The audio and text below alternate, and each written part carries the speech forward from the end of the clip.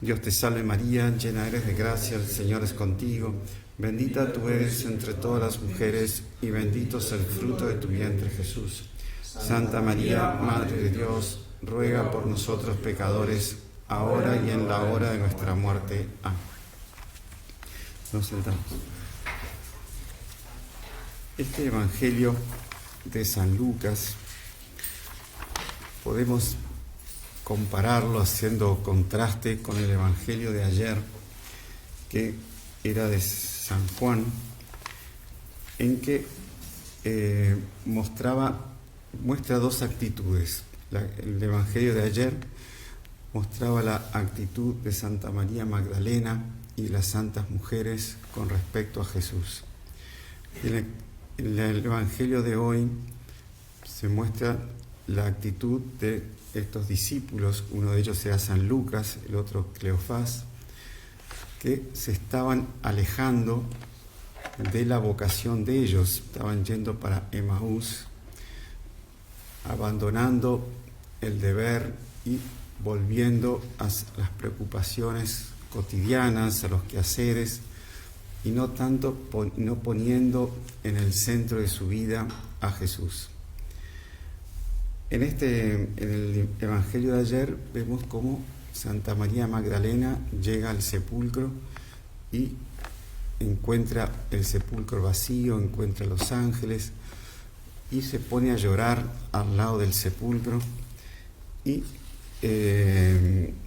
es allí, en medio del llanto, que se le aparece Jesús y ella no lo reconoce pensando que era el guardia del huerto y allí le pregunta: mujer, ¿por qué lloras? ¿A quién buscas? Y cuando Jesús le dijo María, y ahí ella lo reconoció y le dijo en hebreo Raboní, es decir, maestro, y ella enseguida se tira a los pies de Jesús. Entonces, y ella sale de allí y termina el Evangelio diciendo: y ella fue a anunciar a los discípulos que había visto al Señor y que Él le había dicho esas palabras. Se transforma en la primera apóstol, heralda del Evangelio, de lo que había de la resurrección. Acá vemos la actitud de los discípulos, que es una actitud contraria, se puede decir, distinta, de mucho menos fe, con una fe muy vacilante, en que ellos se están yendo de Jerusalén. Por más que dice que algunas mujeres algunos de los nuestros fueron al sepulcro y encontraron todo como las mujeres habían dicho, pero a él no lo vieron. Entonces estaban con una fe vacilante, un amor estaba en un nivel bajo y ellos se estaban yendo del lugar de los hechos, se estaban abandonando la vocación. Y es ahí que Jesús, que como dice el Salmo, siempre se recuerda de su alianza, no rompe con la alianza por más que los discípulos estaban alejándose, Él los va a buscar y los encuentra en el camino. Y ahí se da un hecho que Monsieur Jean Claude comenta, hablando sobre este Evangelio, en que los discípulos, si bien que estaban con una fe muy vacilante, ellos no se encierran en sí mismos, en su egoísmo, en su autosuficiencia, en sus problemas, sino que se abren al otro que está caminando junto con ellos.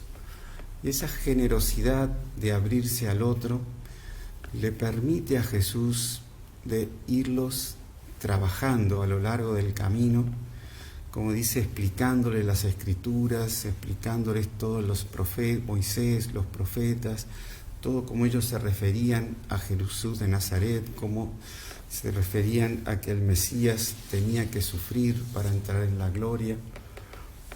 Y una vez que llegado a Emaús, ellos no se encierran en sí mismos nuevamente, sino que le dicen a Jesús: quédate con nosotros porque ya es tarde, y ya dice, quédate con nosotros porque ya es tarde y el día se acaba.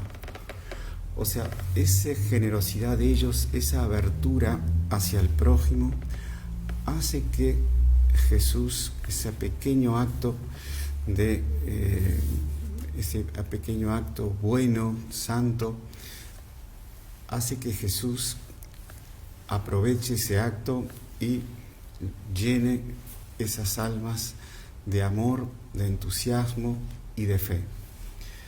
Y es ahí en que se ponen a la mesa y Jesús, partiendo el pan, ellos se le caen las escamas de los ojos y ven con los ojos de la fe a Jesús.